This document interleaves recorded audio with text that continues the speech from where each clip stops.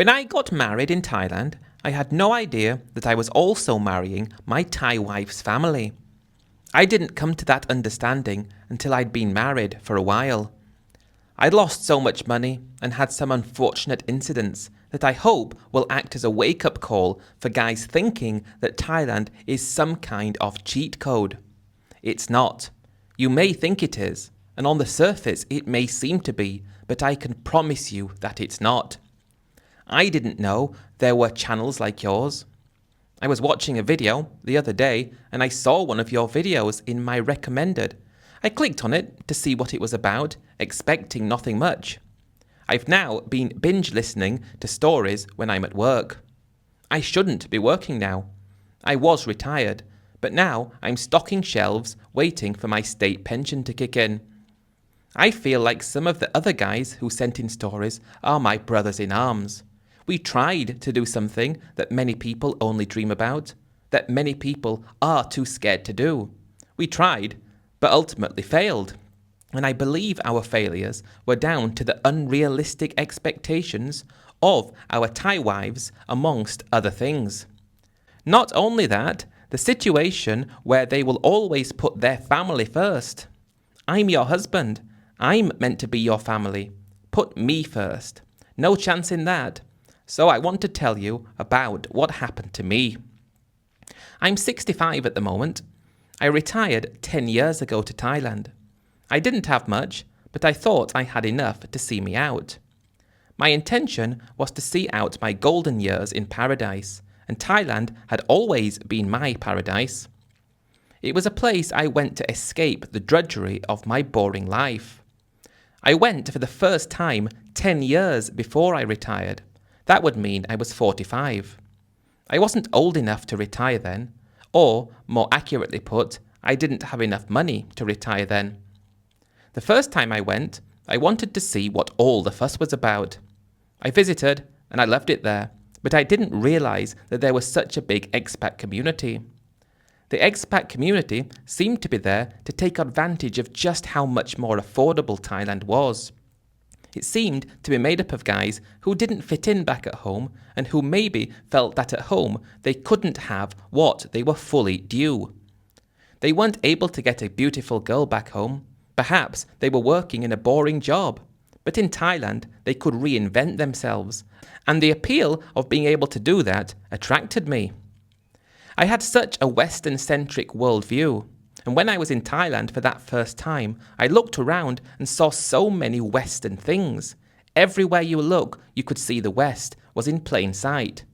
Cars on the road, for a big example. I assumed, therefore, unfortunately I was wrong, that the people in Thailand respected the West and even revered the people from there. And looking around the country of Thailand, that made perfect sense to me. When I went into my first bar and met a wonderful girl, there was nothing telling me that the fact that I was 45 and she was 22 was a problem. That seemed to be how it worked in Thailand, and because I had such a Western mindset, it only made sense that because I was from the West, these people were looking up to me and respecting me for coming from a place that provided so much to the world. As I'm writing that, if you don't know me, it might come across like I have some kind of superiority complex. I can promise you I don't. But we live our lives being fed information from the news, from our peers, and from other people that we know. Our mindset is built from this, and that means that I didn't think the thoughts I was having when I first went to Thailand were anything more than real.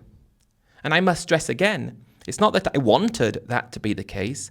I never thought that I was better than anybody, but the way it was set up, the way it made you feel, was just as if that was the case. Going back to that first bar experience, it was an enlightening moment. I used to go to the pub with my friends when I was working. Every Wednesday was our night. We'd go and have some beers, play pool, and throw some darts. It was fun, but it wasn't exhilarating. Maybe there were girls in the pub, but they were other customers of the pub. They weren't there to meet people. And when they were there to meet people, you could bet your bottom dollar that they weren't looking to meet somebody like me. They should have been. I was just a normal guy with a normal job, a normal house, and a normal car. But it seemed that they wanted better than normal. By this very definition, better than normal means the best, and only a few can be the best. So it seemed like the girls had really unrealistic expectations. When I was in that bar on my first time in Thailand, one on Sukhumvit Soi 4, and that girl started chatting to me. The only thing that made sense was that it was because I was from the West, and I was revered because of that. The drinks were slightly cheaper than they were in the pub at home, which made for a great experience. Sadly, I always felt that the beer in Thailand was of extremely poor quality. Such a lack of choice, unless you go to some of those places that sell the imported stuff. Then it's more expensive than you're going to pay at home. I had a wonderfully good evening though, and that set the stage for a shift in my life which would push me ever close to Thailand. I hadn't yet understood what a 2-week millionaire was, but that's what I would become. My life revolved around Thailand. If I was in Thailand, I'd be living it. If I wasn't in Thailand, I'd be thinking about it, and it became all-consuming. I tried going to other places too. Guys I spoke to talked about Cambodia and the Philippines. I visited both of those countries, and all it felt like was I was taking precious time away from Thailand. Cambodia was fun, especially in Phnom Penh, and I had the same feelings that I had in Thailand, but Thailand just happened to be so much better. I did like the Philippines, Manila and Angeles, but from what I had seen online, I was expecting things to be similar to Thailand. While they had the bars and the nightlife, it seemed to be on a lot smaller scale in the Philippines than in Thailand, and it was my hope that it was going to be bigger. I was tempted to go to Vietnam and see what it was like, but I was scared that I would just lose more time that I should have been in Thailand, so I never went. I visited Thailand twice a year for 7 years, and aside from the time I spent a few days in Cambodia and a few days in the Philippines before arriving in Thailand, there was nowhere else I planned to go. Why would you? Thailand had everything that you needed, and I was respected for that. The following year, I did go to Thailand. I went twice again. I met a girl in one of the bars on Beach Road in Pattaya. She seemed to look up to me and respect me, and while I spent lots of time with girls in the past in Thailand, she was one I wanted to take things further with. I met her on my second day. She was 23, slightly older than my preference, which was 21 or 22, but I didn't think too much about that because she did look young for 23. At the time, I was only 52. That meant less than 30 years difference. I don't know if it was because I hung around in a strange scene, but a person that I thought was my friend actually laughed at me, saying, "Why is my girlfriend so old?" I felt shy and embarrassed when he said this. He was 65 and his girlfriend was 22. I hung around with lots of people like that, and I was influenced by them. I don't think like that anymore. I just thought it was normal. Having spent the first 45 years of my life in the West had told me, at least I thought that's what it was trying to tell me, that I would be revered overseas, and it was because of that reason that I thought that having a 23-year-old girlfriend was perfectly normal and understandable. Maybe I mixed with the wrong people. None of my friends at home would ever have behaved like that. But they were unenlightened, and the guys in Thailand seemed to know what was real. When I met her, Pam was her name, I felt the urge to get to know her more, spend more time with her, and try to make something out of it. These were the feelings I was having after I'd only met her for 30 minutes. As I've said, I had been going to Thailand at this point for 7 years, twice a year, and I'd been 14 times in total, this being my 15th trip. I'd been around the block. I knew about Thailand and what it meant. At least I thought I knew. As I've already explained, I did get it quite wrong. But what I'm trying to say is that she was not the first girl in Thailand, but she was going to be my last. I felt like it's one of those things, when you know, and after only speaking to her for an hour, I asked her to spend my entire holiday with me. I did plan to stay in Pattaya for the 3 weeks I was there, but when she agreed to spend my holiday with me, I thought it would be nice to go somewhere different. I didn't want her running into anybody when we were walking around, and I knew that there was a big chance that she had other boyfriends, But I had other girlfriends, and if we got serious, I would expect her to give those up. With that in mind, we went to Koh Samui for 2 weeks, and I didn't only fall in love with her, I'd made my mind up there and then that I wanted her to be mine. The problems I faced were monumental. I wanted to be with her, but I didn't have enough money to be able to live in Thailand. And getting a visa for her to go home with me was going to be an uphill battle. I needed to leave Thailand.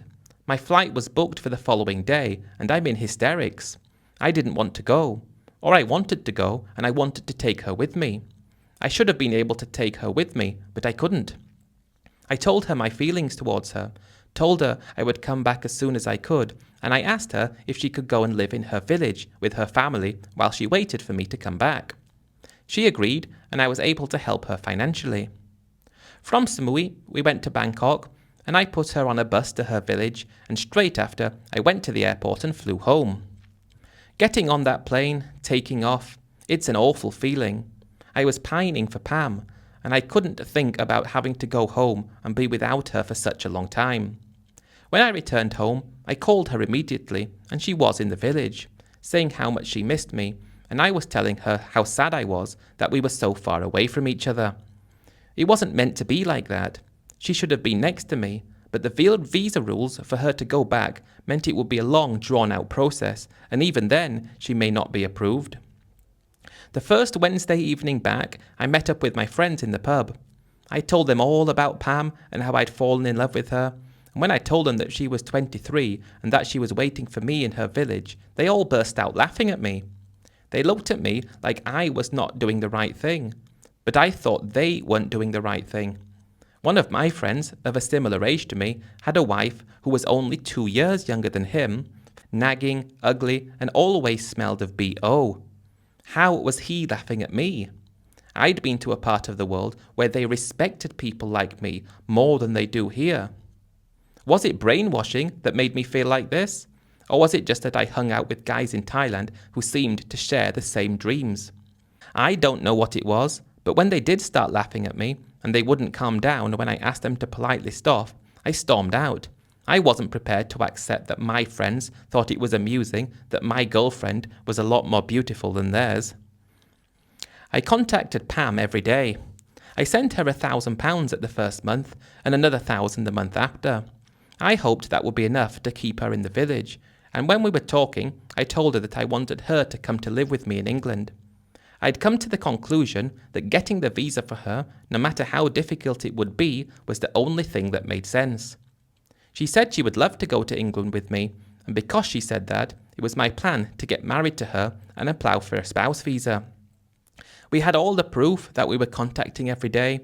We were taking pictures together when we were in Thailand, and if anyone's been and seen those picture booths that you see in malls, we used to take pictures in there and it was fun.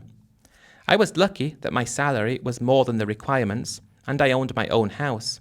So after 3 months of being out of Thailand, I flew back to start the process. She came to see me at the airport, and I thought that was sweet, and we got a taxi to a hotel in Bangkok. She's appearing extremely happy that I was there, and I felt like my life was finally going to return to normal when she was with me. I had brought with me all the paperwork I needed from England, after researching what was required, and we used an agent to arrange the marriage. All I needed to do was go to the embassy and get the documents, and they would do the rest. I had been back in Thailand for 5 days, and that's when we got married. And after we got married, it was our plans to go to her village for a ceremony, and I found another agency to help with her spouse visa. It was planned that I would remain in Thailand until the application had been lodged. I could then leave, and if it was approved, she could follow soon after. We never made it to her village. Having to get all the necessary paperwork took longer than expected, and it was 3 weeks of real hell. We were fortunate that during that time, she managed to book an appointment for the language requirement test, and somehow she managed to pass it. That was a big hurdle out of the way. The application was lodged, and we had provided everything that they needed, and I just hoped it would be approved. I'd like to think that England wouldn't decline a visa if everything was there. The agent we used said that we provided them everything, and if they did turn it down, there would be great grounds for appeal. We then decided that we'd go to her village the next time we returned to Thailand. We hoped that would be the following year, but it turns out we didn't make it back to Thailand until I retired. I returned home with a constant fear that Pam would be denied her visa, but I imagined what it would be like having her there with me, taking her to the pub and showing my friends just how much better my wife was than theirs, and I'd given Pam another £1,000 before I left. And she went back to her village. 4 weeks later, she was notified that her passport was ready to pick up. She was up in her village, and that meant her going down to Bangkok. So I sent her some money so she could do that and stay in a nice hotel when she got there. I'd never felt nervous like that. Would she be approved for the visa? This was going to have a huge effect on my life, whichever way things went. A positive effect or a negative effect. And if it was negative, it would have been crushing. She went down to Bangkok the following day, but when she arrived, the place was already closed, and it was Friday, which meant she'd have to wait until Monday to go and pick up the passport. I was very disappointed with her. She should have gone on a much earlier bus, but she didn't, and because of that, we missed out on the opportunity to find out about her visa until Monday. She didn't seem fazed by having to wait a few days more, but for me, it was awful. When she did pick it up on Monday and called me, which was still in the middle of the night at home, she told me she'd been approved. That was the best moment of my life. My wife was going to be coming to see me, and I couldn't wait. I booked a ticket for her for 2 days after, and I told her to take all the paperwork with her because immigration might give her a hard time. I told her my address and told her to keep it on her person when she goes through immigration. I'd heard nightmare situations where people arrive in England and get turned away because they were not able to answer basic questions. I didn't want that to happen. But I was on cloud 9 and went to work that day in such a good mood. And the following day I did the same. And I took the next day off and went to the airport to pick her up. I just hoped that she would be able to get through okay, and when I noticed that her plane had landed, I just started counting down the minutes until she came out. Luckily, she wasn't given any problems, but she did say that she was grilled by the person behind immigration. She had all the information to give and gave all the right answers, and so she was allowed to officially enter the country. As soon as I saw her walking out, she rushed over to me and jumped into my arms. I actually cried that she was there. I couldn't believe after all those weeks of heartache and stress that we could just get on with our lives. Driving her home, she was in awe of what she was seeing out of the window. That was her first time leaving Thailand. In fact, I think it was her first time on an aeroplane, so the experiences for her were something else. I took her to my house, showed her around, and then we went for something to eat. Her first day there was better than anything, and now we could get on with the job of enjoying ourselves. This was 2 years before I retired to Thailand. It quickly became apparent that she hated England. It wasn't anything like she thought it would be, and after only being there for a month, all she talked about was going back to Thailand. I heard her on the phone speaking to her family, how she didn't like it, speaking to friends, telling them if you get the opportunity to go to England, don't go. I felt bad that she was feeling upset, but she was still my wife, and she was still there with me, and I was happy because of it. I just hoped she'd turn around. She didn't, and Thailand was all she talked about. For the next 2 years, I think that's why I moved to Thailand when I did. Her constant nagging, constantly being upset and talking about Thailand. It started to wear me out, and she kept talking about how she wanted to go and live in her village. Why can't we live there, she said. But I told her we're trying to save more money, so we can retire soon. She keeps saying she doesn't want to wait. She convinced me to sell my house and move to Thailand, move to her village, build a house there, and we could live there happily. She told me that we could have a much nicer house in Thailand than the one in England, and it would only cost half the price of this house, and there'd be half the money left over for me to use for retirement. The first time she mentioned this, I didn't really like the idea. It was my plan to keep my house and rent it out and eventually move to Thailand. It was going to be a big part of my income. But the more she talked about it, and the more she described what life would be like in the village, in our house, the more I started to feel like this actually was the best idea I've ever heard. A big detached house in a beautiful Thai village. Her village was only 4 hours away from Bangkok, So if we had a car, we could go there on the weekends, go to Pattaya, or anywhere we wanted. I started thinking like this could be the best thing to do.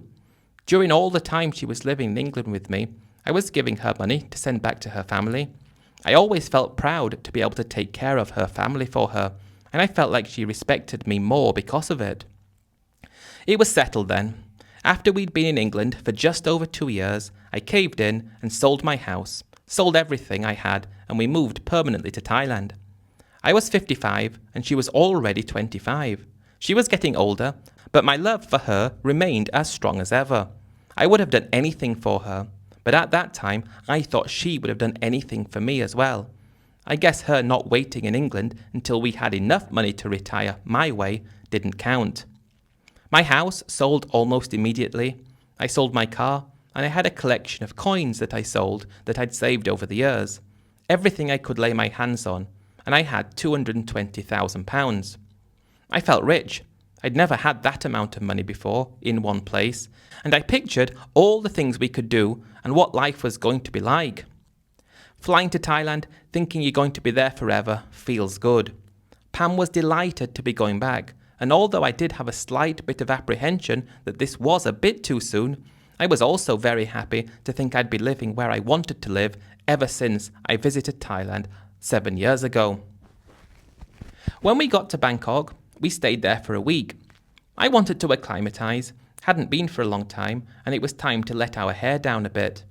But after that week, we'd arranged to go up to her village. We still haven't had the wedding ceremony officially, so that was going to be something we would do. And when we were there, we were also going to look at the possibility of building a house and looking for some land in order to build it on. We weren't going to move there straight away. We would move when the house was ready, and it was guesstimated that it would take 6 months. Bangkok is an amazing city, and when you have to leave Bangkok, you always feel like you're going to be missing out. This time for me was different. Because we were going up to her village, going to be doing something that would add to our lives for the better, leaving Bangkok wasn't a problem. I was so excited to go to her village and meet her family. I wondered what it would be like seeing people who were not used to seeing people from the West. I wondered what the level of deference would be like, and we went on the bus to her village. Her village was 10 minutes outside of a big town, and the bus only went to her town, and her cousin came to pick us up in his truck. I was a bit nervous when we got there. I didn't know how people would react, and I wanted to come across as best I could. Her family, this was her mother and father and a younger brother, who I think was 16, lived in a very basic structure. I wouldn't go as far as calling it a house. There were holes in the walls, and the walls were nailed together as they were made out of wood. The roof was made out of corrugated tin, and there were a few holes in that. I dreaded to think what would happen when it rained. It's very difficult to describe the house. It was on stilts, and you walked up some wooden steps to go inside. You couldn't stand up underneath the house. I'd say the stilts came to chest height, and when you walked in, it was just a big room, and 2 smaller rooms adjoining that. Those smaller rooms were the bedroom, and the big room was whatever it was. Mosquito nets were in each room, and the thing that I found most strange was the bathroom was a 20-metre walk away. The kitchen facilities were underneath the house, apart from the actual stove, which was a bit further away. Nothing like anything I'd seen before, but nonetheless I was happy to be there, and the feeling in the village was just like I hope it would be. I couldn't wait until we had a house here and started to live here. I won't describe the rest of her family, apart from her father. Her father was a small man, very slim with a heavily wrinkled face, and he was only 49. He was actually younger than me, and I felt like he respected me because of that. He also seemed to have a penchant for Lao cow rice whiskey and rooster fighting. And he seemed to have a massive sense of pride when he showed me his prized rooster. Apart from that, he was very distant, if a bit cold. I thought he'd lighten up. Maybe he was just surprised that someone from the West was in his village, and he didn't want to come across as being too excited. I bet he felt quite proud that his daughter was lucky enough to have married someone from the West. I'm only telling you how I felt at the time. A few hours after we arrived, her grandparents came around from both sides, and they sat together with her parents and me and Pam and started talking about the ceremony and what we needed to do. I thought it was already arranged, but it turns out it wasn't, and they were talking about all kinds of things, which of course I didn't understand a word of. Pam is translating for me, and there is this talk about sinsod. I'd heard of this, but I thought that wasn't going to be relevant because we were already legally married and already lived together for over 2 years. But they were adamant. They wouldn't let me marry their daughter if I didn't pay it. Common sense didn't seem to be a strong point. I tried to explain to Pam, we're already married, we have the paper, and you've lived with me for 2 years. But I don't think she was translating what I said word for word. No matter what I said, it was going to be required. 300,000 baht, 2 baht weight of gold jewellery, and a female pig. Eventually, I just caved in and agreed. I also felt that by agreeing, I would be in a good light in the village, and if we were going to live there permanently, I expected to see my life out there. There was nothing wrong with spending £10,000 for that level of comfort. I thought it was going to be worth it. It was arranged that we would do the wedding ceremony in 2 weeks' time, so that meant we'd need to stay there for 2 weeks, but that was okay with me. Somebody who lived in the house close by was currently working down in Bangkok, and it was agreed that we were allowed to stay there. It was very hard to stay there. Too hot, and having to walk outside to the bathroom was an experience, but I was open to experiencing anything new. When everything was agreed about the ceremony, it was already late in the evening, so we had some drinks and went to bed. The following day, we went looking for land that we could build a house on. The village was quite tightly packed, but surrounding it there was a lot of open land. I wanted our house to be on a plot of land that wasn't right next to somebody else's house. Pam also said that's what she would prefer, and we spent all day driving around on the family's motorbike looking at land. You didn't often see sale signs on land in the village. You had to speak to people and ask them if they had land for sale or if they knew somebody that did. We ended that day feeling like it was a job well done after we'd looked at quite a few available plots. We were going to spend the next 2 weeks while waiting for the ceremony, picking out which piece of land we wanted, and we'd make an offer for it and hopefully get it transferred onto Pam's name.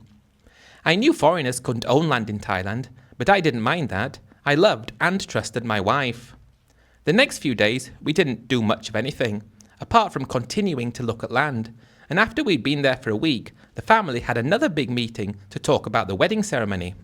I was then informed that I would need to pay for all the food and catering services. Also, we would need to pay for a band to come in, all kinds of stuff that you needed, and that was going to cost 100,000 baht. When it was mentioned that we would also need to buy another pig, I asked what about the one I gave for sinsod. Apparently that was different, that was going to be kept by the family, but we needed one for them to cook. I paid for everything, and it was a countdown to the ceremony. A few days later, we'd already found some land, and we managed to get it for a great price, and that was put onto Pam's name before the ceremony. But the ceremony came and went. I couldn't believe just how different they did things. That pig that we needed to buy, that was going to feed everyone, it's very graphic how they dispatch of it. Think big wooden stick being swung by a very strong man. The whole village came, everyone's getting drunk, and we have this band playing on the stage that we had to hire, and there were some attractive girls dancing around, and all these really old guys from the village, blind drunk at this point, placing Thai baht notes in these girls' clothing. I wasn't expecting that type of thing at a marriage ceremony, but it seemed to be how they did things, and everyone seemed to be having a great time. A family seemed to be happy that we'd been married, and I'm starting to think everything's going to be okay. It went on for the whole day, so when it was over I was tired and just went to bed, and the following morning we started looking for someone to build our house. I was recommended somebody in the village who was meant to be a great builder. He worked with his wife and had a few other guys that helped him. We told him what we wanted and waited for him to come back with the price. We had to extend our stay in the village to get this sorted out, but when he came back and said he could build what we wanted for 600,000, I didn't believe him. It turns out he was a village builder, and the house we would get wouldn't be like we were expecting. We went further afield to find an actual company who had experience in building good quality houses, and took them on to build the house that we wanted for 4 million baht. This was going to be our dream house, and we didn't want to scrimp and save. This included everything throughout apart from furniture, but it did include AC. The company seemed great, and we paid a deposit, and with that went to Bangkok to spend more time there. 6 months goes by, and we're spending time in Bangkok, Pattaya, and we're going to other places in Thailand, while of course visiting the village to check on the progress of the house. After 6 months is up, the house is complete, and we bought a car. I did put that on my wife's name because foreigners can't own cars in Thailand. Did the same with the bike. We bought all the furniture, and life in the village was ready to begin, and I was really happy. I've heard other stories, nightmare scenarios, where families move into the house of foreigners. Her family didn't move in. They seemed to be very respectful of our privacy. When I stood back and looked at the house, I couldn't believe I was able to live in such an amazing place. It made the house I used to have in England look poor in comparison. And I felt like both me and my wife were going to have a great life there. We got into the swing of life. Things were going well. 3 months passed, and there's nothing telling me I've made a mistake. Pam still seems to be in love with me. I thought she was, because I was in love with her, but she was spending a lot of time in the village with her friends and family. I didn't think there was anything wrong with that, because why wouldn't she do that? What else could she do in the day? I spent a lot of time watching TV, being on the computer, reading, and also going on the bike, trying to find new places that I'd never been to. Out of the blue one day, her father arrived to the house, completely out of his face, drunk. He couldn't walk straight, and he was wobbly around everywhere, and he stumbled over to the house and barged his way in, and fell asleep on the sofa. My first reaction was it was quite amusing. How had he allowed himself to get so drunk? Pam wasn't too happy, and she called her mother to come and get him, and she did 5 minutes later. She was bowing and whying to me, saying "Kortod," which means sorry in Thai.